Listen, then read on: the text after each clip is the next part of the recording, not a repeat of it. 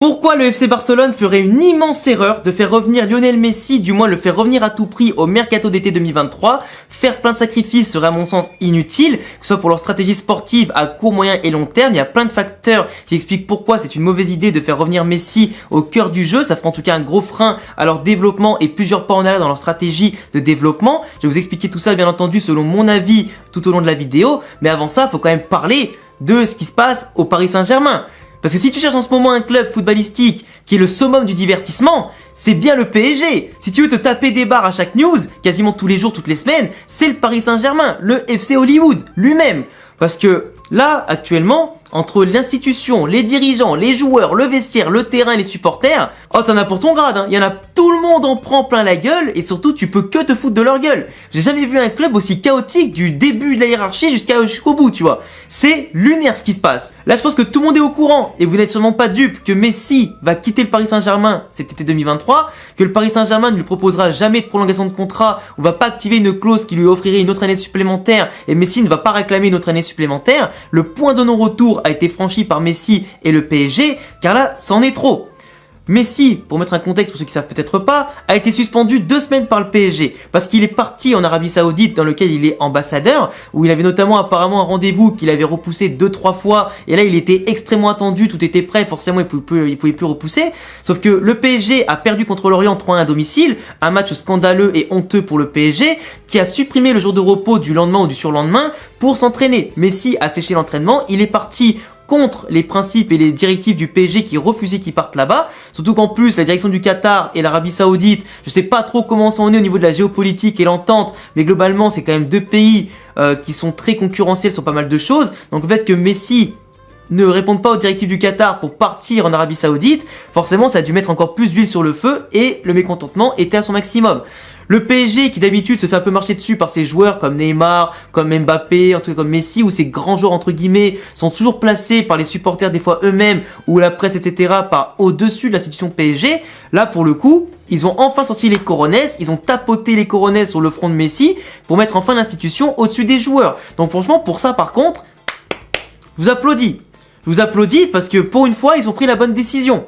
Tu écoutes pas ton club, le club qui te paye quand même avant tout, peu importe que tu aies des sponsors ou quoi que ce soit, tu repousses tes directives, tu repousses, je veux dire, tes rendez-vous, mais t'écoutes ton club qui te paye et qui est ton employeur. C'est la moindre des choses. Toi, quand tu as une entreprise, tu écoutes ton patron. C'est la même chose. Que tu gagnes millions, des millions et des millions, que tu aies sauvé la boîte, que tu aies fait un palmarès de zinzin, tu écoutes ce qu'on te dit. Point barre. C'est ton contrat en fait. C'est la hiérarchie.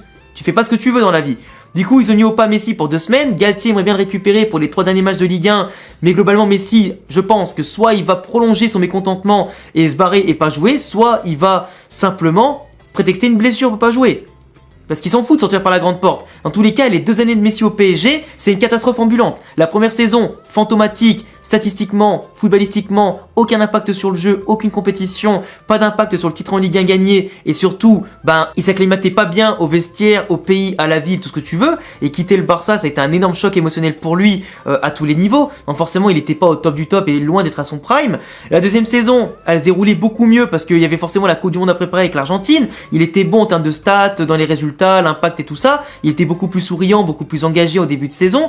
Dès que la Coupe du Monde allait passer, qu'il l'a gagnée, terminé. Le PSG peut plus compter sur lui. Défensivement, il a plus d'impact, il se donne plus, il distribue moins de passes décisives, même s'il en distribue quand même toujours encore un peu par rapport à Mbappé qui plante toujours autant. Il marque beaucoup moins de buts qu'en première partie de saison. Il est beaucoup moins impactant, même si globalement il a des statistiques, buts et passes D intéressants, mais en Ligue 1, dans un championnat que le PSG domine avec l'RQSI facilement depuis 11 ans, ils en ont remporté 8. Et que Monaco, Montpellier et Lille, qui tous les 3-4 ans ont été les exceptions, qui ont empêché le PSG de remporter la Ligue 1 tous les ans. Mais sinon, l'apport statistique en Ligue 1 dans une équipe qui est largement meilleure en termes de budget, tout ça, forcément, c'est amoindri par rapport à d'autres championnats plus concurrentiels. Mais Messi au PSG, 20 buts en 2 ans, c'est un flop titanesque. Aucun apport en Ligue des Champions, en Coupe de France. Il a remporté moins de titres avec pourtant Neymar et Mbappé à ses côtés, qu'à l'époque où Zlatan remportait tout avec ses coéquipiers pour la Coupe de France, Coupe de la Ligue, Ligue 1, tout ça, trophée des champions. Que des triplés, des quadruplés. Aujourd'hui avec Messi, Neymar et Mbappé, c'est que un titre par an. C'est ridicule. Donc Messi au PSG, il laissera pas une place honorifique dans l'histoire du PSG. ni quelque chose de fou. C'est un gâchis total parce que quand t'as un des meilleurs joueurs de l'histoire dans ton effectif, tu t'attends à beaucoup mieux. Même s'il a pris un peu d'âge et qu'il fait pas autant de différence, tu t'attends à beaucoup mieux en termes d'implication et de respect de l'institution. Donc je peux comprendre que les supporters sont un peu en colère. Des supporters aussi qui se rappelleront pas forcément longtemps de Neymar, hein, parce que Neymar qui se blesse tout le temps, qui a coûté extrêmement cher, qui a un salaire énorme tout comme celui de Messi, mais lui a coûté quand même 220 millions, à chaque fois qu'il a eu des champions, il se blesse au pire moment, il a jamais été ultra décisif dans la plupart des trophées, c'est toujours Mbappé ou d'autres qui ont pris la relève à sa place, et forcément par rapport à tout ce qu'il représente, c'est aussi un gros gâchis, et pour moi Messi et Neymar font partie des 5 plus gros flops de l'histoire du PSG, pour ce qu'ils représentent, ce qu'ils ont apporté de peu sur plusieurs années, et forcément, bon bah après pour moi ils sont même pas 5e en plus, pas top 5, pas top 4 des flops, ils sont un peu plus hauts. Mais bref, ça après c'est les supporters parisiens qui feront le débat de leur propre club, leur propre top et propre flop. Mais en tout cas, Neymar et Messi, tous les deux contestés, jusqu'à ce que les supporters aillent quand même jusque devant le stade pour insulter les joueurs du vestiaire, etc. Messi et Neymar, tout ça, et même aller devant la maison de Neymar pour insulter Neymar. Et ben c'est quoi les 2 vidéos que j'ai vues, frérot? J'ai jamais vu autant de QI d'huîtres au mètre carré. J'ai jamais vu autant de tocards, de débiles au mètre carré. Ça sert à quoi te déplacer devant la maison d'un mec qui parle même pas français, qui a jamais fait une interview complète en français en 4-5 ans qu'il est là, et qui en plus ne t'écoute même pas et qui s'en fout de toi, il s'en tamponne. Il est multimillionnaire, il fait sa vie, qu'il soit blessé, qu'il joue, qu'il marque, qu'il fasse des bons matchs ou pas du tout, il s'en tamponne de ta vie. En plus de ça, le fait que quand il y a un joueur, et ça je dis ça au pif, hein, mais quand il y a des joueurs qui sont vraiment prouvés comme étant des agresseurs sexuels, des kidnappeurs, des violeurs, tout ce que tu veux, là bizarrement il y a personne qui va devant chez eux manifester. Par contre un mec qui certes a été surpayé, qui coûte énormément cher au Paris Saint-Germain, et qui fout rien parce qu'il est blessé, parce que voilà, il est pas extrêmement ouf par rapport à avant comme il était au Barça, et qui pourrait donner plus par rapport à son talent, bah t'as pas à aller devant chez lui. Il y a le respect de la vie privée, le respect des autres, et puis en plus, vous prenez trop le football à cœur, dans le sens où vous pensez que c'est votre argent qui est dépensé, vous jouez trop votre vie, vous défendez plus un club que votre propre daronne, vous insultez des joueurs, vous insultez des gens que vous idolâtrez, à qui vous léchez le fion du matin au soir toute l'année quasiment, depuis qu'il est arrivé. Donc franchement, je comprends pas l'idée d'aller insulter un mec pour des questions de respect, simplement de respect de toi-même. Tu te mets à terre pour insulter quelqu'un qui, certes, respecte pas l'institution selon toi, mais je veux dire, ce n'est que du foot, frérot. Détends-toi, déstresse, clapote des fesses, ça ira bien. Au bout d'un moment, faut quand même réfléchir, tu vois. Insulter plein de gens, c'est inutile. Enfin bref, faut pas passer à autre chose. Après, je peux comprendre les supporters parisiens qui sont un peu frustrés, enfin surtout les ultras, parce qu'en plus on apprend récemment qu'il y a des influenceurs parisiens ou proches en tout cas de l'environnement PSG qui sont payés 1000 € par mois ou un peu plus pour juste faire des Snapchat bidons pour arrondir les angles du Paris Saint-Germain, pour parler en bien d'eux, faire une propagande un peu dégueulasse sur le Paris Saint-Germain. Donc du coup, forcément, t'apprends que le club, ils mettent pas les priorités aux bons endroits. En interne, c'est le bordel. Dans la direction, c'est le bordel. Et même autour de la communication, c'est le bordel. Et il y a des dépenses partout et n'importe comment. Donc forcément, ça fait un peu gerber. Et franchement, les vrais supporters du Paris Saint-Germain, ceux que j'insulte pas, parce que pour moi, c'est les ultras qu'il faut vraiment remettre en question. Vous, je sais pas comment vous faites, hein, pour être représenté par moment par des influenceurs bidons, par des ultras bidons qui détériorent l'image du club, qui montrent vraiment une sale image et qui fait honte en plus, qui fait vraiment honte. Insulter les joueurs devant leur maison, frère, j'ai jamais vu ça, c'est honteux de fou quoi. En tout cas, pour revenir sur Messi qui devrait soit partir en Arabie Saoudite contre une somme assez importante et qui pourrait dépasser l'offre qui a été faite de base à Cristiano Ronaldo, et d'ailleurs, petit aparté, ça me fera extrêmement rire quand même, pour les pro-Messi qui se foutaient de la gueule de Ronaldo qui a 38 ans et est parti en Arabie Saoudite, qui marque quand même pas mal de buts là-bas, même s'il gagne pas de trophée pour l'instant, ils se foutent de la gueule de lui, de Ronaldo, pour la fin de carrière, pour qu'au final leur idole, un an après, avec 2 ans de moins que Ronaldo, aille en Arabie Saoudite aussi, pour une équipe rivale, pour qu'on le retrouve là-bas peut-être en tant que futurs rivaux, en tout cas emblématiques, comme ils l'ont fait en Liga et à travers l'histoire du football et leur carrière. Mais c'est en tout cas un karma incroyable. Le fait que ça se passe comme ça, c'est incroyable. Comme quoi, faut apprendre des fois à fermer sa gueule. Pour moi, s'il revient au Barça, c'est compliqué. Parce que déjà, le Barça ne respecte pas les règles du fair play financier. Ils sont dans une crise financière énorme, le Barça.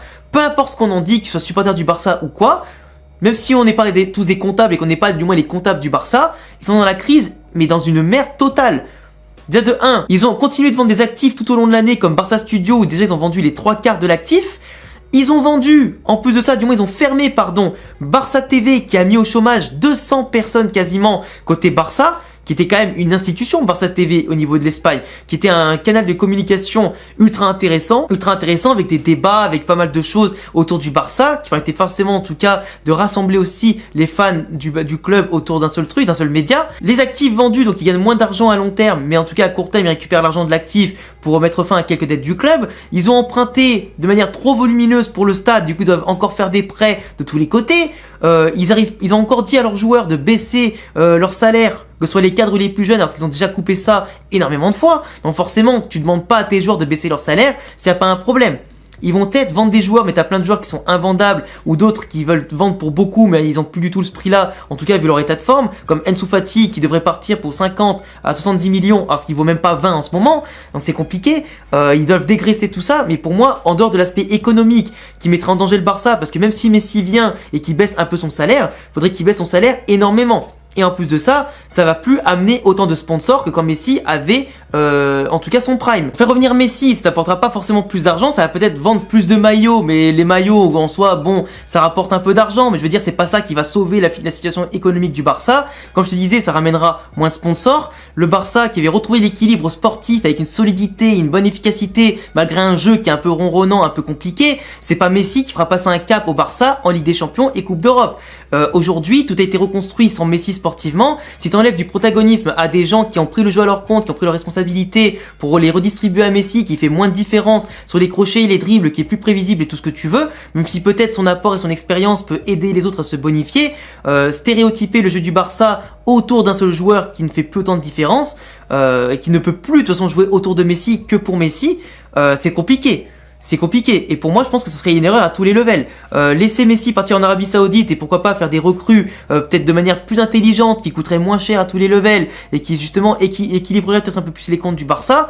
Franchement, c'est quand même beaucoup mieux. À moins un club devrait toujours viser à moyen et long terme avant de viser court terme. Parce que du coup, tu mets de l'argent, tu sacrifies des actifs, sacrifies des choses, sacrifies la masse salariale. Tu vas des fois vendre des joueurs jeunes à fort potentiel pour faire venir Messi, qui va rester que 1 ou 2 ans. Imagine il se blesse, imagine il est aussi mauvais qu'il était au PSG. Frérot, au final tu sacrifies le moyen long terme, des choses et des jeunes qui devraient rester pour progresser, prendre en tout cas la mayonnaise avec les autres jeunes en place et les joueurs expérimentés pour pourquoi pas retrouver un groupe solide qui concurrencera le Real qui en ce moment a un groupe extrêmement jeune et aussi qui va être très solide sur plusieurs années, sur de très nombreuses années. Pour moi le Barça se ferait vraiment une balayette à lui-même. Et il vaut mieux miser sur d'autres joueurs que Lionel Messi, surtout sur ceux que tu as déjà en place, comme les Pedri, les Gavi, les Ansu Fati, même si pour l'instant Ansu Fati il ronronne énormément et on doit s'attendre à beaucoup mieux de sa part en général. Là pour le coup c'est comme si le Real avait rappelé Ronaldo, même s'il aurait pu servir sur le terrain en rentrant en jeu, parce que je pense pas que Benzema aurait été remplaçant à la place de Ronaldo, et surtout aujourd'hui Ronaldo dans un schéma à une pointe comme le Real, il n'aurait pas pu être titulaire ou faire beaucoup de différence, sauf à des moments quand Benzema a besoin de souffler peut-être, mais par rapport à son âge et tout ça, il a plus les mêmes qualités physiques aussi, mais le Real l'a pas fait. Ils avaient l'opportunité, ils l'ont pas fait. Mais il y a plein de clubs comme ça qui devraient pas rappeler les anciens joueurs, même s'ils sont historiques. Parce que ça stéréotype un jeu, ça enraye la machine et surtout ça enraye le plan de modernisation ou de renouvellement de l'effectif. Et pour moi, c'est vraiment un gros problème. Si le Barça veut retrouver les sommets, et ben malheureusement, faut dire non à Lionel Messi. Et je peux vous garantir que si Messi signe au Barça, mais moi je serais extrêmement confiant l'an prochain pour que le Real reprenne directement la Liga et surtout explose le Barça à quasiment tous les matchs. Pas être trop confiant non plus, question de karma, mais je peux vous dire que moi, Messi, par rapport à ce que j'ai vu de lui quand il a affronté le Real, mais j'ai absolument pas peur de voir Messi revenir au Barça, sachant que quand il était au Barça avant de partir sur les 2-3 dernières années, il était fantomatique contre le Real. Donc tu me le remets, mais il n'y a pas de problème. Si bloque le jeu du Barça, mais avec plaisir. Enfin bref les amis, c'est tout pour cette vidéo. J'espère qu'elle vous aura plu, qu'elle n'était pas trop longue, etc. à écouter. En tout cas, j'essaie de parler d'un petit peu tout par rapport à Messi, le Barça. Je pense que le Barça ne peut pas forcément signer Messi par rapport à ses capacités financières, qu'ils n'arriveront pas à trop dégraisser pour faire l'opération et la rendre viable. Mais si jamais ça arrive, je pense que c'est pas un bon choix. Et que pour moi, il devrait mieux aller en Arabie Saoudite ou aller ailleurs, Messi, pour terminer sa carrière, en MLS ou pourquoi pas, je sais pas où. Mais en tout cas, voilà, j'ai donné mon avis aussi sur l'actu du PSG. Dites-moi ce que vous en avez pensé en commentaire. Pensez à vous abonner, activer la cloche pour rater les prochaines vidéos, le petit pouce bleu en guise de soutien, mes réseaux en description et à bientôt pour d'autres vidéos. Ciao!